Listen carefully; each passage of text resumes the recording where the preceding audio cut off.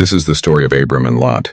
When abundance brought a difficult decision, Abram left Egypt and traveled north into the Negev with his wife Sarai, his nephew Lot, and all that they owned. Abram had become very wealthy, with great herds of livestock, silver and gold. From the Negev they traveled in stages toward Bethel. Abram returned to the place where he had built an altar before, and there he worshipped the Lord again. But the land could not support both Abram and Lot with all their flocks living so close together. Soon, disputes broke out between their herdsmen. Abram said to Lot, "Let's not allow this conflict to come between us. We are close relatives. Choose any part of the land you want. If you go one way, I will go the other." Lot looked over the fertile plains of the Jordan Valley. The land was well watered like the garden of the Lord. So Lot chose the Jordan Valley and separated from his uncle Abram. After Lot had gone, the Lord said to Abram, "Look as far as you can see in every direction.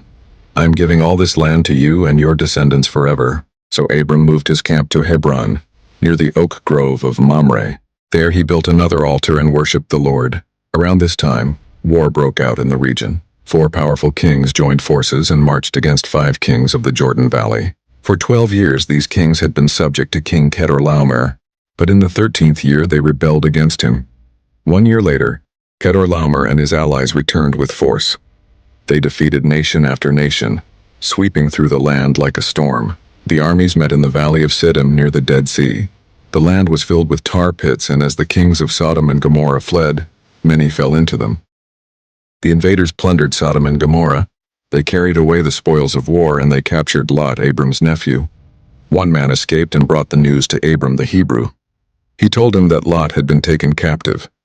When Abram heard this, he did not hesitate. He gathered the 318 trained men from his household and went after the enemy. Abram divided his men and attacked during the night. The enemy army panicked and fled. Abram chased them as far as Hobah, north of Damascus. He recovered everything that had been taken and brought back his nephew Lot, along with all the captives and possessions. After Abram returned from defeating Chedorlaomer and his allies, the king of Sodom went out to meet him in the valley of Shaveh, the king's valley.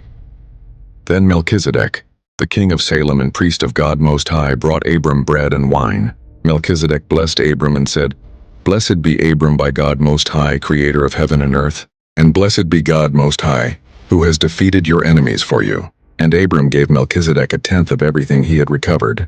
The king of Sodom said to Abram, "Give back my people who were captured, but you may keep the goods for yourself." Abram replied, "I solemnly swear to the Lord God Most High, creator of heaven and earth, that I will not take even a single thread or sandal strap from what belongs to you." Abram continued, "Otherwise you might say, I am the one who made Abram rich. I will accept only what my men have eaten and the fair share for my allies, Aner, Eshcol and Mamre." Abram chose honor over wealth, trusting that his blessing came from God alone.